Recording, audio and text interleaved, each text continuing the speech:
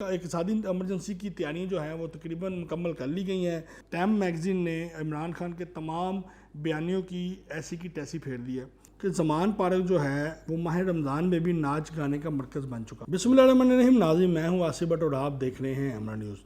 تو جی ناظرین، جو پاکستان کی سیاسی صورتحال بن چکی ہوئی ہے سپریم کورٹ کے احکامات کے بعد، سپریم کورٹ کے 14 مئی کو الیکشن کی فیصلے کے بعد جو اس وقت صورتحال ہے، سیاسی صورتحال ہے، انتہائی سنگین شکل اختیار کرتی جا رہی ہے۔ کہتے ہیں کہ نظریاتی سوچ جو ہے وہ ذاتی دشمنیوں میں تبدیل ہوتی جا رہی ہے۔ دوسری جانب جو حکومت ہے اس سے بھی مہنگائی جو ہے وہ کنٹرول نہیں ہو پا رہی، اور آئے روز مہنگائی کے حوالے سے مختلف پاکستان میں ہونے والے واقعات، انتہائی افسوسناک واقعات جو ہیں وہ دل کو ہلا کے رکھ دیتے ہیں۔ غریبوں کے ساتھ انتہائی برا سلوک کیا جا رہا ہے۔ رمضان بازاروں میں، اتوار بازاروں میں، آٹا سکیم میں، اس تمام معاملے میں جو ہے بظاہر حکومت جو ہے وہ بری طرح سے ناکام نظر آ رہی ہے۔ لیکن دوسری جانب حکومت نے بھی دیکھا ہے کہ وہ اگر، کیونکہ پی ٹی آئی کی طرف سے ایک پریشر ہے اور وہ ہر بار کسی نہ کسی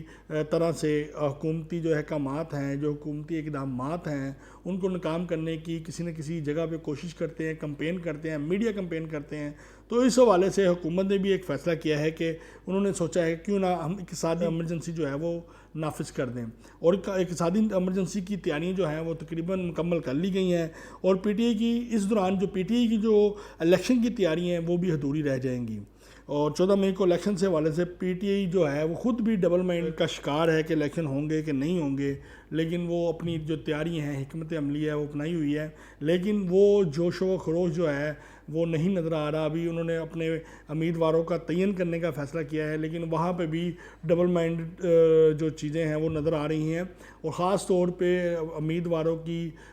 جو فیصلے ہیں وہ عمران خان صاحب کہتے تھے کہ میں خود کروں گا، لیکن اب اس کی بار انہوں نے فواد چودھری اور شاہ محمود قریشی اور دوسرے جو لوگ ہیں ان کو ایک بار پھر کمیٹی میں جاج چودھری وغیرہ کو بٹھا دیا ہے۔ اس حوالے سے آپ کو یہ بتاتا ہوں کہ پرویز لائی کو ہمیشہ کی طرح اس بار بھی نظر انداز کیا گیا ہے کہ امیدواروں کے حوالے سے ان سے کوئی مشاورت یا کوئی ایسی چیز نہیں کی جا رہی، نہ ہی عمران خان جو کہتے تھے کہ اس بار وہ خود امیدواروں کا فیصلہ کریں گے وہ کیا جا رہا ہے۔ اس بار بھی وہ اسی طریقے سے ہوگا جیسے جہانگیر خان اور علیم خان کے دور میں امیدواروں کا تعین کیا گیا تھا۔ دوسری جانب ناظرین، ٹائم میگزین نے عمران خان کے تمام بیانیوں کی ایسی کی تیسی پھیر دی ہے۔ جیسے عمران خان کہتے ہیں کہ میں امریکہ اور یورپ کو بڑے اچھے طریقے سے جانتا ہوں، وہاں کی سیاست کو، وہاں کی انوائرمنٹ کو، وہاں کے ماحول کو، وہاں کے کلچر کو۔ اسی طرح مجھے لگ رہا ہے کہ امریکہ اور یورپ بھی عمران خان کو بخوبی جانتا ہے۔ اگر ٹائم میگزین کی سٹوری اور انفارمیشن جھوٹی ہے تو میرا خیال ہے کہ عمران خان صاحب کو چاہیے کہ وہ فوری طور پہ اس ٹائم میگزین کے خلاف عدالت سے رجوع کریں، ان کے خلاف مقدمہ درج کرائیں، ان کے خلاف قانونی کارروائی جو ہے وہ کی جانی چاہیے، اور عدالت کے اوپر ہرجانہ کیا جانا چاہیے، تاکہ انہوں نے جو عمران خان کے بیانیوں کو، جتنے ان کے بیانیے تھے، ان کو جو ضرب لگائی ہے وہ ناقابل برداشت ہے۔ اور ابھی تک پی ٹی آئی کی طرف سے اس حوالے سے اگر کوئی تردید نہیں آئی تو وہ بھی بڑی معنی خیز ہے۔ کیا یہ چیزیں تمام سچ ہیں؟ کیا آئی ایم ایف والا ایشو جو ہے، جو ایجنڈا ہے وہ درست ہے؟ تو اس حوالے سے عمران خان کو جو ہے وہ جواب دینا چاہیے، اور پاکستانی اداروں کو بھی چاہیے کہ اگر عمران خان کے خلاف اتنے ثبوت موجود ہیں تو وہ کیوں نہیں ان پہلوں کے اوپر بھی ایکشن لیتے کہ آئی ایم ایف کس کی وجہ سے آیا، مہنگائی کس کی وجہ سے ہوئی، کون ان کی رکاوٹیں بنا، کس نے پاکستان کو اس مہنگائی کے بوجھ کے تلے دب دیا۔ اگر یہ سب کچھ ہوا ہے تو عمران خان کے خلاف حکومت ان پہلوں کے اوپر انویسٹیگیشن کیوں نہیں کر رہی، کیوں ایکشن نہیں لیا جا رہا؟ کون سی ایسی مجبوری ہے کہ وہ عمران خان کے خلاف ایسی تحقیقاتوں سے روکا جا رہا ہے؟ کون سی ایسی چیزیں ہیں کہ اگر عمران خان نے سارے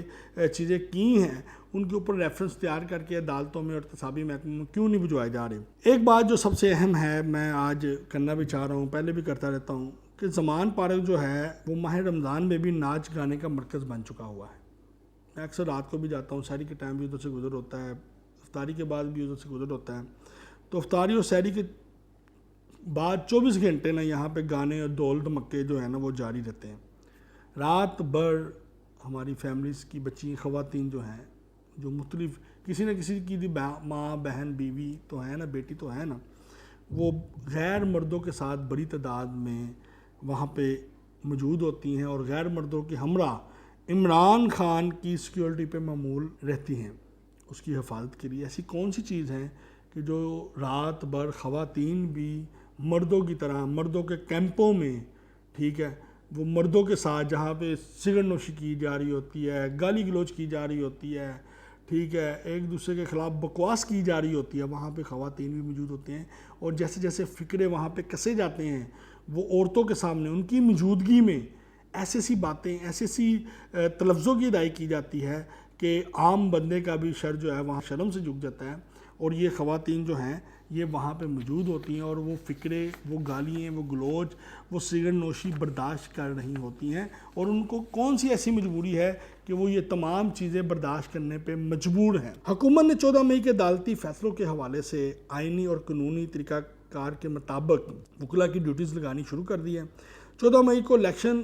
جو ہیں کہ الیکشن کے حوالے سے جلدی ہی ایک درخواست جو ہے وہ عدالت میں نظر ثانی کی جمع کروا دی جائے گی. یہ میری انفارمیشن ہے کہ وکلاء اس حوالے سے بڑی تیاری کر رہے ہیں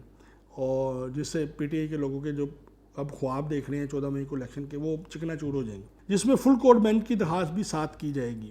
جس سے یہی سپریم کورٹ ہے یہ ایکسیپٹ بھی کرے گی ایز اے آئینی اور قانونی طریقہ کار کے مطابق. اور اس وقت یہی پی ٹی آئی اسی سپریم کورٹ کو جو اس وقت نون لیگ کر رہی ہے یہی حال کر رہی ہوگی. بلی چوہے کا جو کھیل ہے یہ ایسے ہی چلتا رہے گا, کوئی الیکشن نہیں ہوئے گا. تو ہمیں بھی یہ چاہیے کہ ہم نظریاتی سیاست کی کوشش کریں, یہ نہ ہو کہ ہم ذاتی دشمنیوں پہ ابتر آئیں. نظریات اور ذات میں تھوڑا سا فرق رکھنا چاہیے اور دوستوں کو لفظوں کا جو استعمال کیا جا رہا ہے فیس بک کے اوپر, ٹویٹر کے اوپر, بدتمیز کے جو آنسر ہیں اس کو بھی دیکھنا چاہیے کہ ایک بندہ آپ کی کتنی حیا کرتا ہے, آپ اس کے ساتھ فیس بک کے اوپر, ٹویٹر کے اوپر, واٹس ایپ کے اوپر کیسی کیسی بدتمیزی کر جاتے ہیں, کیسی کیسی دل آزاری کر جاتے ہیں. اور اس ماہ رمضان میں تو اخیر ہی ہو چکی ہوئی ہے جو میں نے فیس بک اور ٹویٹر اور واٹس ایپ دیکھے ہیں, مختلف لوگوں کے ساتھ مختلف لوگوں کو بدتمیزی کرتے ہوئے دیکھا ہے, وہ انتہائی شرمناک ہے. اور یہ کلچر جو ہے خاص طور پہ پی ٹی آئی کی پیداوار ہے. تو اس کے ساتھ ہی ناظرین اپنے میزبان محمد آصف بٹ کو اجازت دیں. ہمارے ٹی وی چینل سبسکرائب کرنا نہ بھولیں. پاکستان زندہ باد.